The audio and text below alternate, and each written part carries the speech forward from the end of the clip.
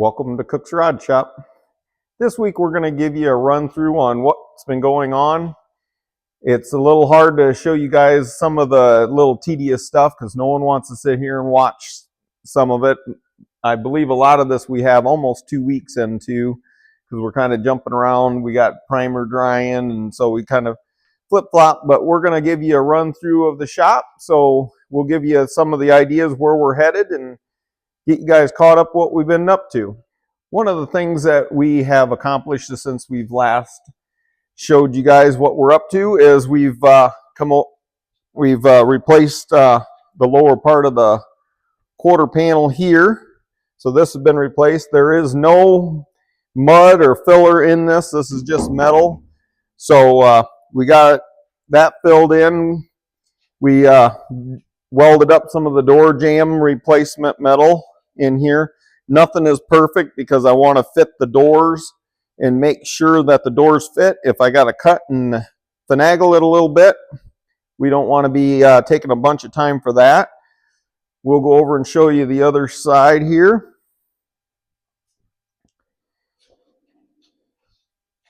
We ended up replacing the panel up to here. The car was in an accident right in here. You can kind of see that it had some damage up in here, so we went up higher because this was actually caved in on the old panel. So we got that put in. Like I said, guys, we still got some metal finishing to do. We did weld up this corner here, and it's going to be nice here shortly. We're having a little hard time showing you guys because the shop's so full right now, but spring's right around the corner and a lot of this stuff's going to be leaving the shop, so that will be nice. Another thing we did is inside we went and sealed everything up because we got the tail panel in sealer, so we're going to get that welded on. We're going to get the floors put in here, and that's going to get welded in because that's now in sealer. We put some braces on the quarter panels. Originally, the quarter panels is right here, and there was a couple braces going across the quarters. So when you cut all that out, it makes your quarter panels floppy. So we ended up putting some braces across there, put a brace in here, stiffened up that outer quarter panel. Not saying we might not put some kind of shield in there. That way, if you get caught on a wet day or the roads are a little dirty, it doesn't slop it all up in the corner, but it'll just be a rubber mat or something that you won't see on the outside, but it'll be up in here. But right now, that's pretty much the way we're going to have it. We will, now that I got everything into epoxy, we will come in here and we will seam seal because we don't want no dirt or anything like that getting behind any of the middle rods, or even when I put the floor in, we'll seam seal around everything. Everything's getting seam sealed. So we're going to seal this thing up. I will go ahead and show you guys the floor going in. We did show that once already, but I'll kind of show you now that it's all sealed up. The parts are all sealed up, and we're going to go ahead and throw those in again just to kind of show you the direction we're going. We did damage a corner here, seam sealing it, but guys, things happen. We literally will take a hammer and tap that back out and she'll be good to go. So you don't want to scratch it all up, but you don't have to worry about it a whole lot because it's going to get done again. So bring that in, set it where it belongs.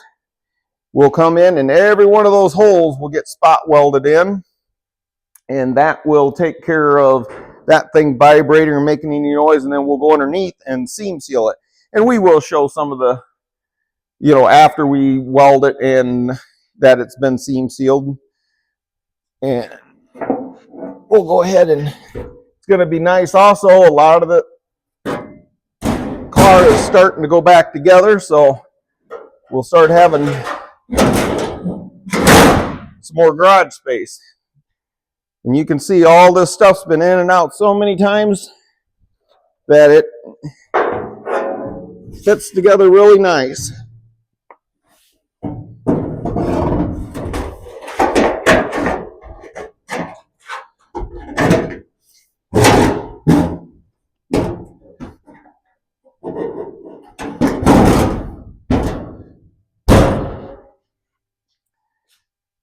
So every one of those holes will get welded up here, down here, and across the floor. And once all that's welded in, then it's time we'll seam seal every joint on this thing and keep that water on the outside of the car. So that's kind of where we're sitting with the body. Spending a lot of time on the back side of the car trying to get this thing further along because I need to get onto the doors. We have a little metal repair to do on the doors, and not bad, but we need to get rolling on the doors, get that on there, start fitting it so we can get this into doing body, more of the body straightening and working on the sheet metal. Right now it's still kind of in the stage of replacing metal that's damaged and got some rust to it. You guys might have seen the video that we got in. We need to get our motor set in here and get it adjusted. So we ended up going with Flaming River. Heard a lot of good things about them, and little curious exactly what kind of issues we're going to run into, and we're going to take you guys along for the journey. So at the end of the day, remember, have never actually even put a rack and pinion in. So for you guys that haven't done it, this will show you exactly what you're going to run into. And this aftermarket kit was bought by the previous owner, and there's some things that are obviously decent about it, but I believe the Flaming River one already is a lot better than what this system was. I like the crossbar. My recommendation, if you guys buy one, whether it's Flaming River or someone else, go with one that attaches from side to side. It's going to strengthen between your frame, and it's also going to keep your rack and pinion from wiggling everything loose. So, and could I have welded a bar in? Yes, 100% could have. But even if you guys were able to see, the bar is not level, so just didn't want to take the time to do that when this kit is a proven fact, and you don't want to play with steering. Make sure you guys put something in. You don't want to be driving down the highway and have issues with that. So let me give you guys a little run through of me mocking up the rack and pinion real quick, and we'll go with that.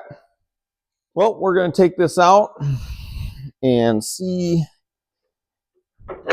what we got going on here.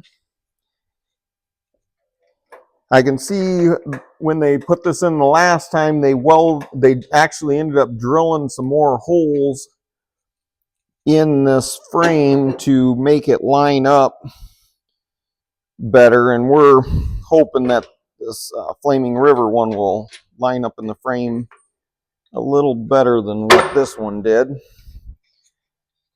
because we're going to fill in any extra holes in this frame. We're not going to leave a bunch of excess holes that don't need to be there, and we're going to make sure that the holes got sleeves in them so the frame won't squeeze together, which the original ones should all have those in there. But I can tell you that I did see that they lowered the bracket down here to get this aftermarket kit to line up.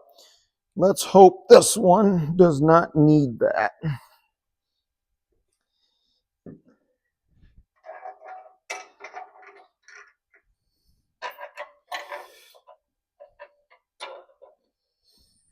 Okay, there's a little more beef to this one. So See if I can do this.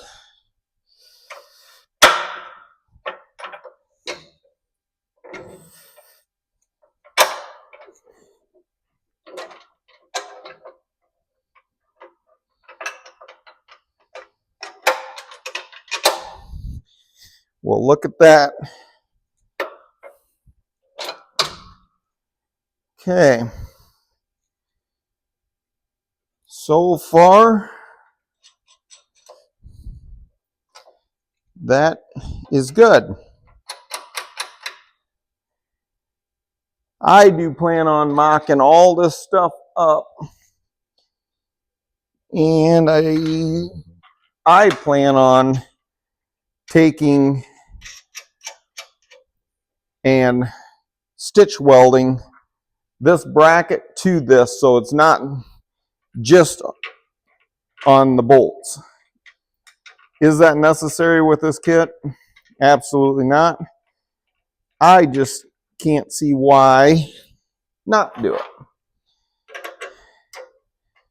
So anyone that's done one of these kits and have any tips, comment, because I am more than willing to learn. Other than that, I'm going to learn from just doing it. We are waiting.